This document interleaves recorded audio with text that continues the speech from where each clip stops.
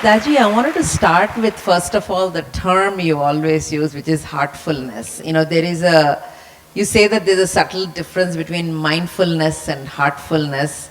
So I just wanted to start with, what does heartfulness mean to you?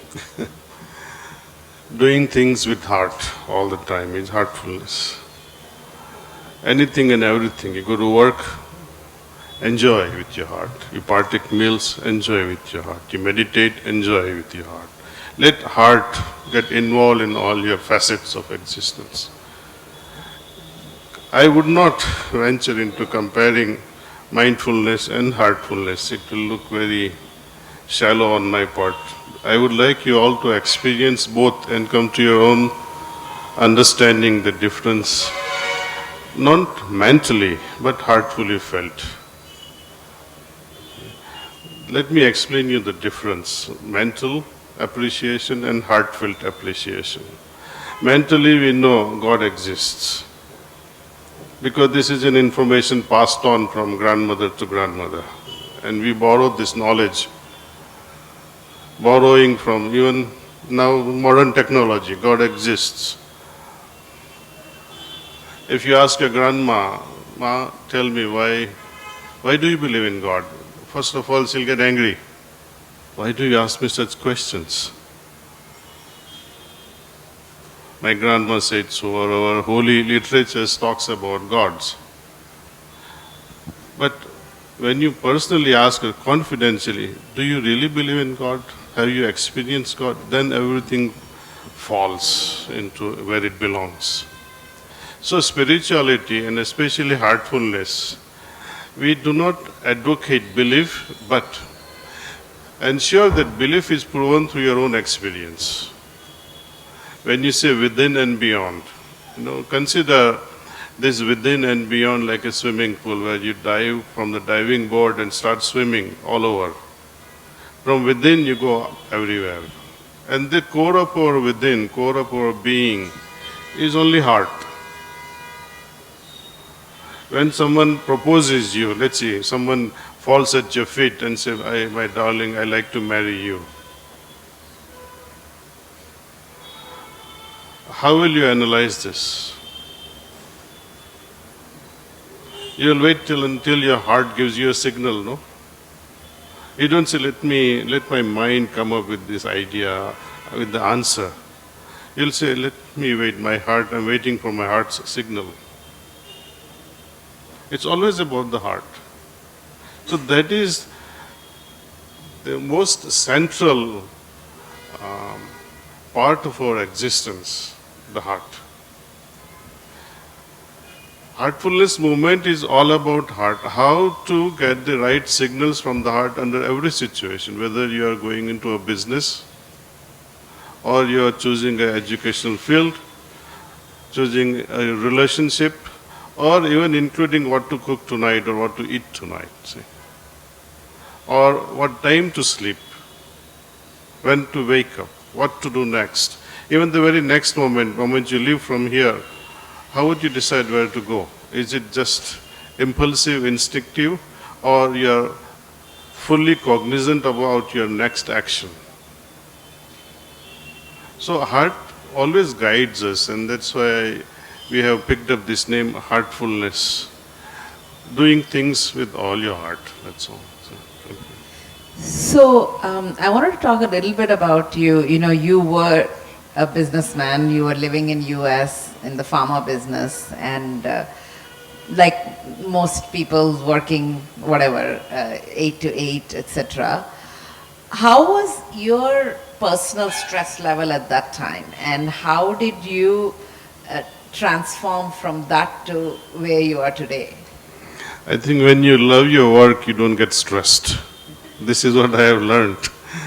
In fact, your work will become kind of a drug to keep you going if you enjoy that work. If you don't enjoy it, then it becomes a torture. You see, I was in a pharmacy business. I still have pharmacy businesses. We have kinds of people who come across, And we picked right people. After 2-3 months, we understand whom to associate with. We teach them everything which no other pharmacy would teach them. Everything from A to Z, how to run a business. Almost 50% will disappear after having learned the business, and I internally keep smiling. See, some of them will become your competitors also, and I even laugh a lot about the whole thing. See? But enjoying your work takes away the stress. When you hire a person and you see the strategy, there are full-timers, there are over-timers, and there are part-timers. Those who are part-timers, they don't care much. They come and go. They work for a few hours and run away because they have other priorities in life. The full-timers, there too you can see the difference based on their attitude, how they greet the clients, for example, how they work with the clients, how they prepare themselves, how they dress themselves, how they communicate themselves. So all these are, I think to me, what I have learned is all heart-based. Once your work becomes a burden, the stress starts. Even if you are not stressed, subconsciously somehow it just rubs on to us. It's like we are working in a coal mine with a beautiful white shirt. It is difficult, impossible to escape from the blacks, dots on your white shirt. You're working in a coal mine. So mind is definitely going to get affected even if you're enjoying the work. So there are methods in yoga where you can get rid of these embedded impressions that we bury in our subconscious. Even new learnings. For example, when you were a child, you learned how to ride a bicycle. It was so stressful when you were trying to learn it. When you were trying to learn your car, you remember how you used to put your keys. You were so conscious about putting a car. Conscious, remember these words. You were fully aware. You were trying to fix the rear mirror, side mirror, trying to fix the clutch. You were terribly conscious and anxious at the same time. But once you get a hang of it, you may have fallen so many times from your bike, but a time comes when you let loose your hands and start pedaling. Same thing happens with a car. Now you can ride your vehicles even in this mad traffic without any problem. Of course, it will get to your nerves one day, but now once this conscious activity becomes automatic in nature, we get a hang of it. It becomes reflex.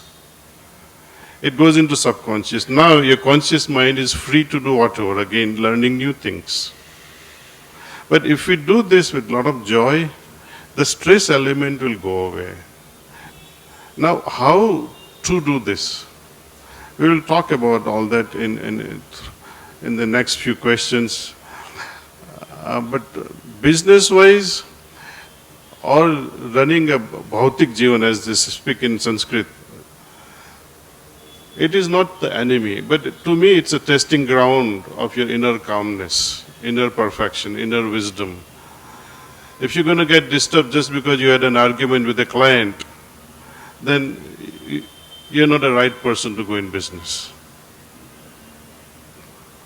In fact, troublesome client, if you handle them well with your calm mind, you'll make that client permanently yours, because nobody wants such troublemakers. Nobody wants to deal with troublemaker business people in the world. But if you can manage to deal with them, they'll be so loyal to you. So the art of handling is all, how nicely we can communicate with them and put up with them.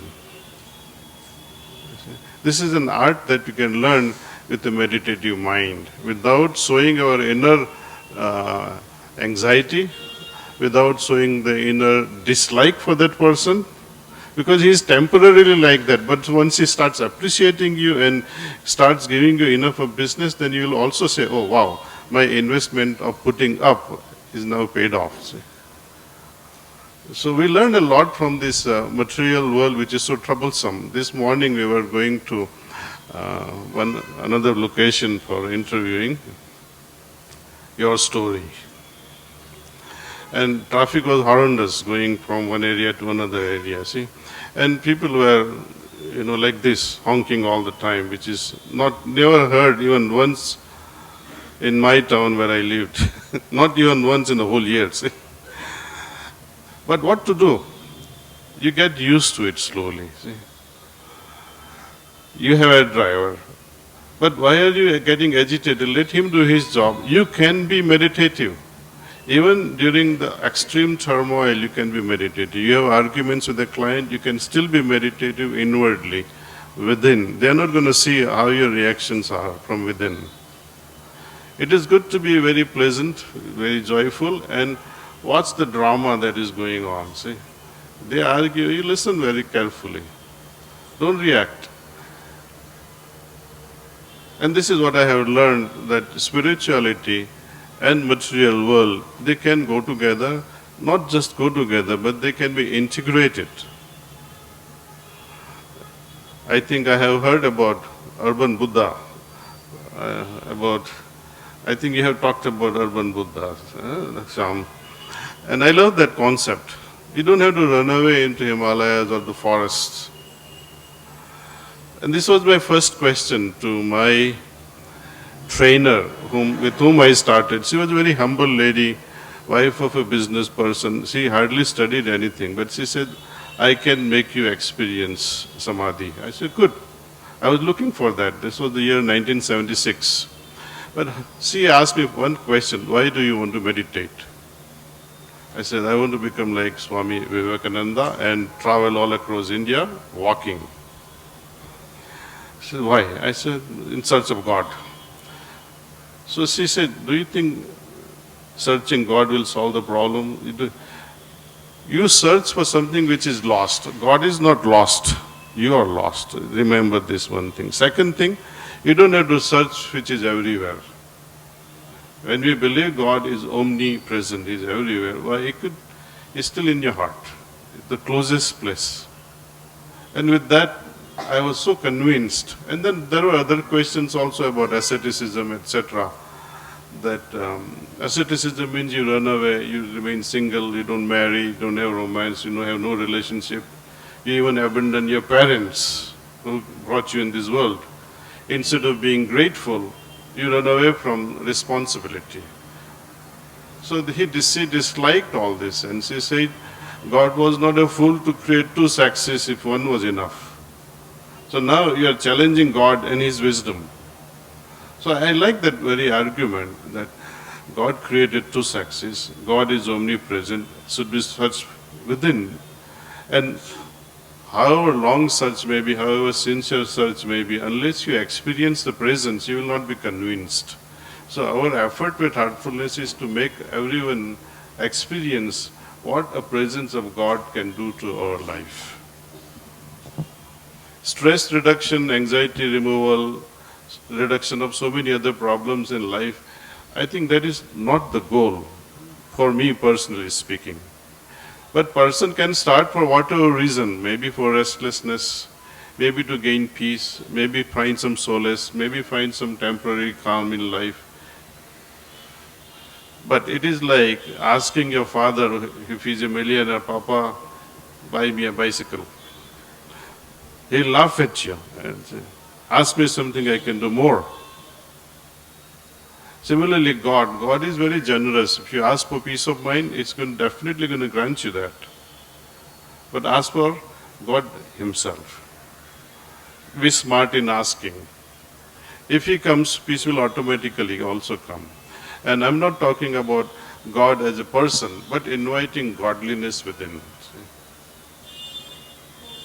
So when we work with this awareness that that entity is within me, that godliness, I'm part of that godliness, then nothing will touch us. I mean, I'm talking from a conviction point of view, not from a superficial information. I would like everyone to experience this and make it their own treasure. So, one of the things is, as we go through life, the way we deal with what we call success and we call failure. right? So like today actually in Bangalore, there's been a very sad incident of someone who's very, very prominent who's disappeared, and with a letter saying that, I have not been a good business person. And I can understand it. And when you're an entrepreneur, when you start something, when you feel somehow I'm responsible for building something, and you put in your effort, and it doesn't result in what you thought it is, the stress of everyday life takes over, and there's a very strong sense of this is success and this is failure, and I'm expected to be successful and I'm not supposed to fail. I mean, we have these black and white, which is actually doesn't make any sense at all, because we should, technically in utopia, we should, whether it's a success or failure, we should be able to take it with equal, mindset, so to speak. So, one of the things is about when you're going through this utter loneliness, this feeling of I have failed, I have not kept up with what everybody wanted. One of the things Shyam was talking about is suicide being the highest rate today. And a lot of it comes from I have not been successful. Somewhere I have not lived up to where I should have, etc. How do you put that into perspective? I mean, each of us have a different way of dealing with it, but especially this sense of failure that people carry within themselves that drives them to such extreme lengths. How do you deal with that, that sorrow, that loss? Well, I believe in vaccination. Once the depression kicks in, Shyam can tell you, it's very difficult to get rid of it. If it goes into schizophrenia, it's even worse. Anxiety. The root cause can be anything. Why does a person commit suicide? Hopelessness. There is no more hope for success. No more avenues, no more windows that promises any ray of hope. Then person says, no, now I have failed and that's an end. But if the person is smart, if he can build a business of 5,000 crores, I think the root cause is not the failure at a financial level, but something must be greater than that. Nobody commits suicide just because of the financial debt. And that too in this world where the giver of finance is virtual. It's a stock market. You are not loyal to anyone. That my father-in-law gave me money and now I am responsible to give back. That is one level of guilt. But here you know nobody who has given you money. You are not going to feel guilty about the whole thing. But the reason must be something somewhere that must have made him profoundly guilty, and he is not able to face himself. Depression, loneliness, anxiety, all these are preventable, non-communicable diseases, you see. It needs a right way of lifestyle, right way of education, and it must begin at a very early age. Very early age means from the womb itself. How many mothers can have the right attitude and carry on with life and nurture such an embryo? Dr. Shyam, he briefly mentioned about fight or flight or freeze situation. It's a sympathomimetic response. Fight or flight situation, or you freeze. Now what happens to a mother who is exposed to constant violence? The stress hormones, neurotransmitters related to stress, will be flooded in her bloodstream most of the time because of the constantly faced stress level. Now what happens to the embryo? Blood is going to carry these neurotransmitters causing stress and also circulate in the blood circulatory system of an embryo. Their hands and limb movement will be also very fast. More blood will be supplied in the limbs at the cost of visceral organs. So, such embryos will have a weak digestive system, weak immunity. Dr. Shyam also mentioned about, that great research, Nobel Prize winner who removed the frontal cortex, which is mainly all about our cognitive abilities to think rationally. Now mothers under stress are deprived to send out such blood without such stressors. With the help of the stressors or because of the curse of the stressors, blood supply in the frontal cortex will be limited because most of it will be supplied to the back part of the brain where the sympathetic mimetic response, what they call limbic brain, takes over. So, mothers have to be very careful. If you are under stress, try to get out of this. Somehow change your life situation. That's why our wiser culture, about, I would say, 40 years back, our society has been mainly an agrarian society, where every family members pitch in. Now, once the father-in-law or mother-in-law comes to this awareness that my daughter-in-law is pregnant, with a lot of respect, with a lot of reverence, with a lot of worship and rituals, with a lot of puja, she will be sent back to her Maika, to her parents' place where she will find familiar, comfortable environment. There is a lot of research going on in this field, how the environment, external environment can affect the genetic expression. This field now is known as epigenetics. But something greater than that can affect our genetic expression, which is your inner environment. Inner environment is in our control. My spouse, her reactions or his reactions, they are not in my control. My family members' reactions are not in my control, but I have the ability to control and regulate my emotion and responses.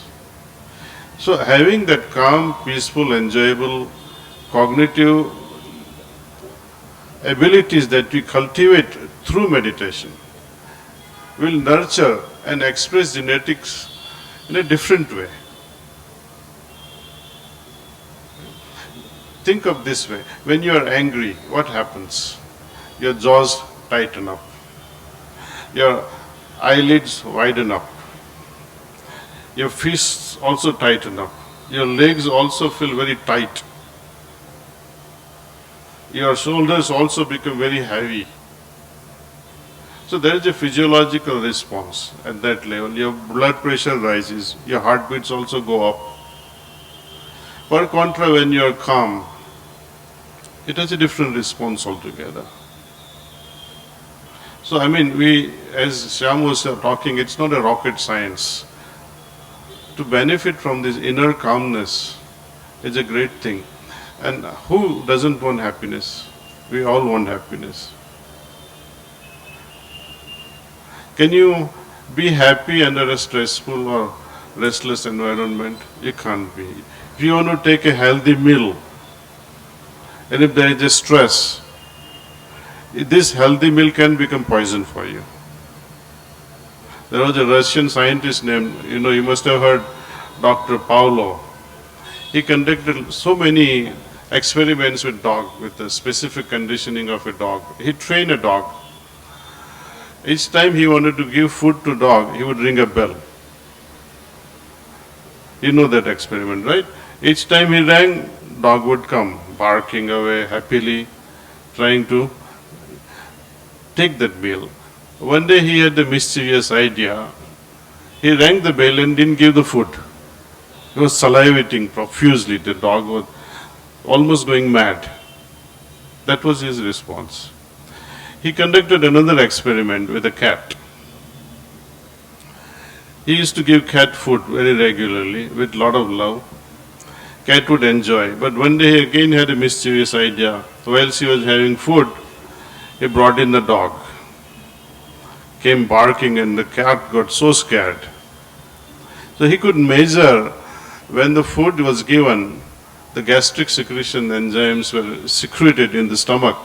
He could see the flow and the volume. When dog was brought in, because of the stress, it's like, you're going and it withheld itself and there was no flow of gastric juices. So you see what stress can do, even though you may have a healthy meal. You may have a right company, but stress inside is going to ruin everything. Stress outside can also cause such thing. Now, in order to arrive at happiness, we say now that it will be good not to have such stress. Then what do you need? You need harmony, inner as well as outer harmony. And how do you arrive at harmony? Unless you have a contemplative mind which thinks through 360 degrees. And how can you have a contemplative mind unless your mind has the ability to focus? And how can you focus until your mind is regulated? So, meditation. Through meditation, we can regulate our mind, make it more focused, make it more contemplative, so it can think through and create harmony, resulting in happiness. India is the youngest country in the world, probably. We have over 600 million people under the age of 35, etc. And it's also, in some ways, climbing the economic ladder. And I think there is something we have learned from the Industrial Revolution, what not to do as well. So as we move into the next 100 years or so, what can we in India do with the combination of the youth and the economic advancement that's coming, and this literature, this heritage of spirituality, the heartfulness that we have at our disposal? In what way can we build a future that is a lot more inclusive? Now on one hand there is technology, AI, all these things coming. Somebody can say it's gloom and doom, or we can say, hey, how do we use all these things to have a better balanced society? So I just would like to hear your view of this balance with the technology, economy, as well as the youth. What can India do? Well, when you think of our youth today, it really makes me dizzy. Don't get me wrong. It truly makes me dizzy. I asked one question. Fast forward your life and think that you are now 90 years of age. Your loving granddaughter comes to you, she hugs you, daddy or grandma or grandpa. How were you when you were younger?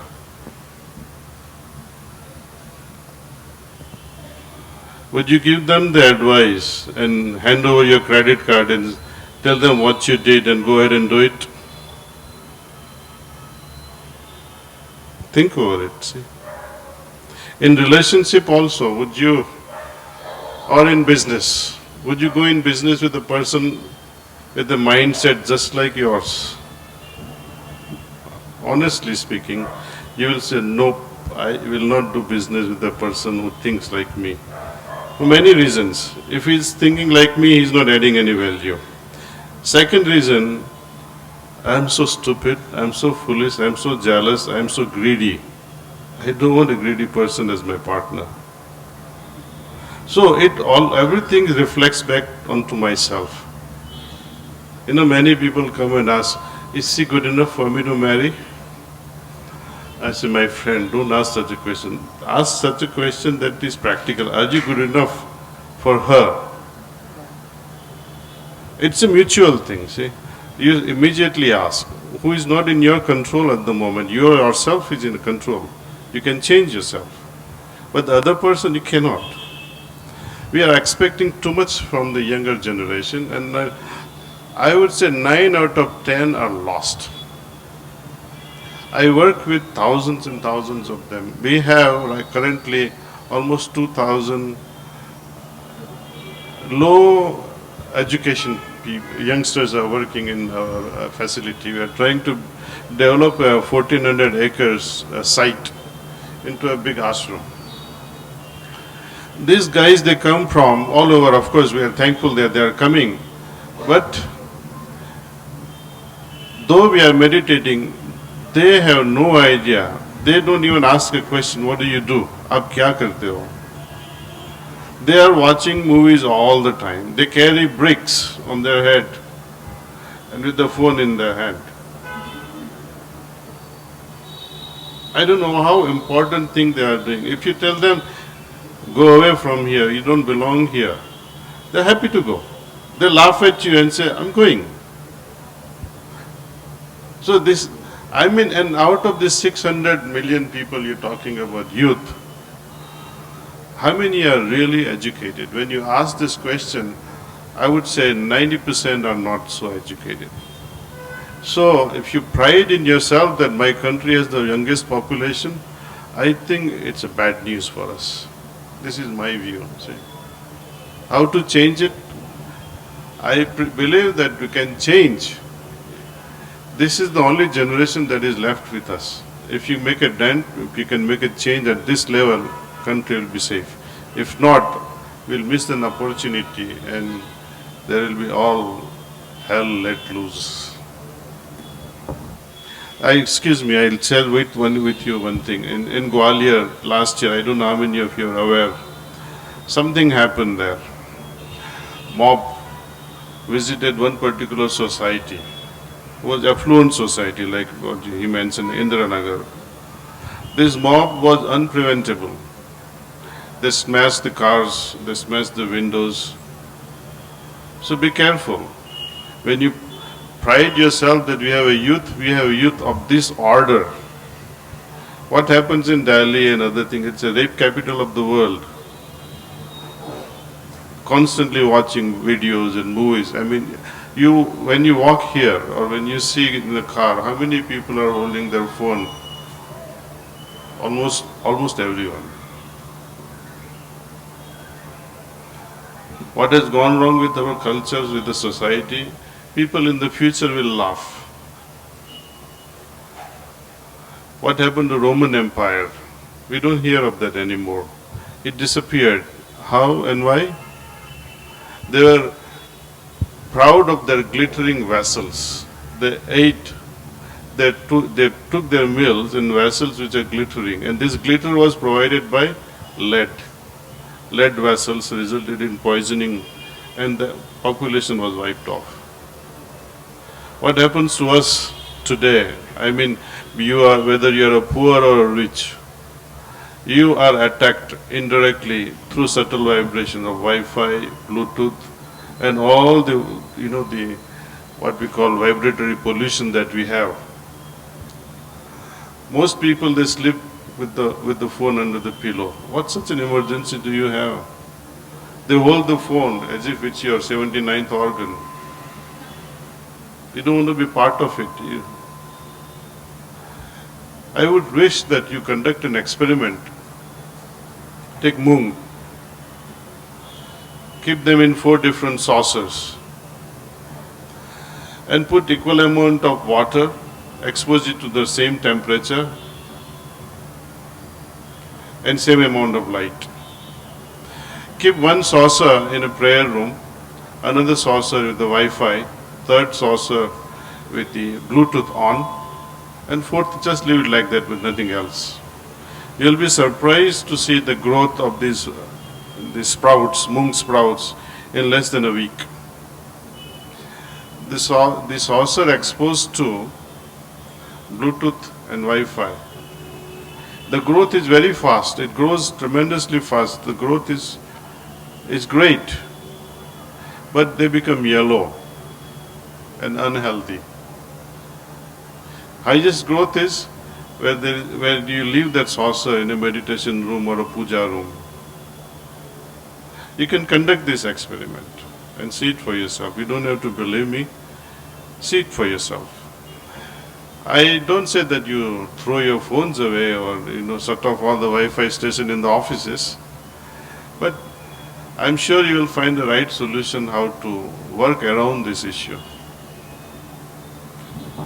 I think the question is, what would you like to see happen? Because, I mean, there is all kinds of youth, and on one hand, I personally feel that the amount of variables that a youth is dealing with today versus even when I was growing up is very, very different.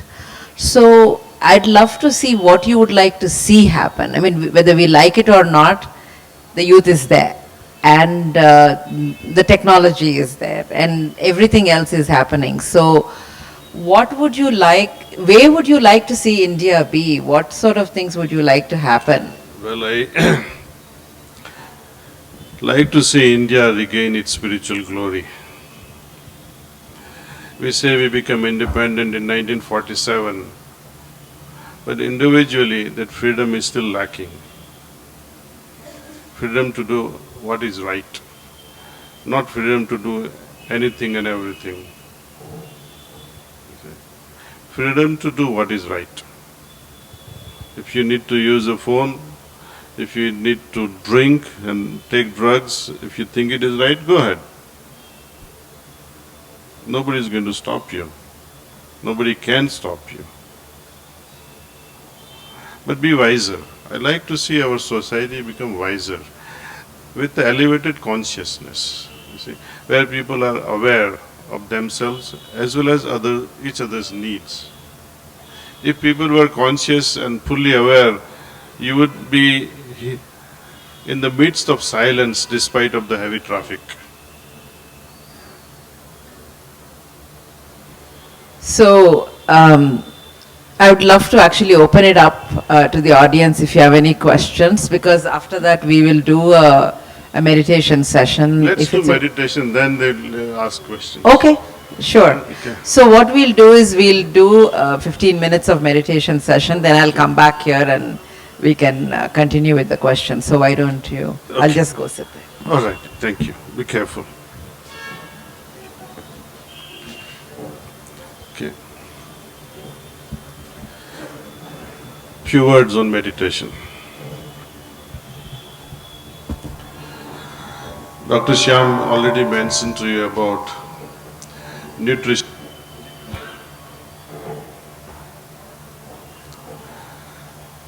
About nutrition at a physical level. We are familiar with all that, balanced diet. We also know how to nurture our inner mind. Hardly anyone talks about spiritual food. How will or how can we enrich our spirit, our soul?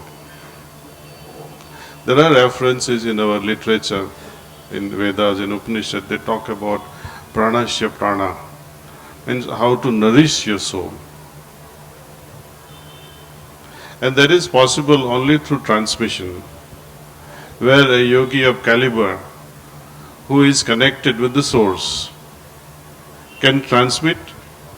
And I do not like that you believe in this transmission until you feel it. So my attempt here will be to make you experience that pranahuti and see how pranahuti can actually change state of consciousness within few minutes. That shall be the attempt in this meditation. Now how to meditate? Very simple. Close your eyes and then focus on the heart, thinking of presence of divinity which is already there. And remain prayerful that, my Lord, I don't know you, but please, if you are there, help me experience your presence. That's all.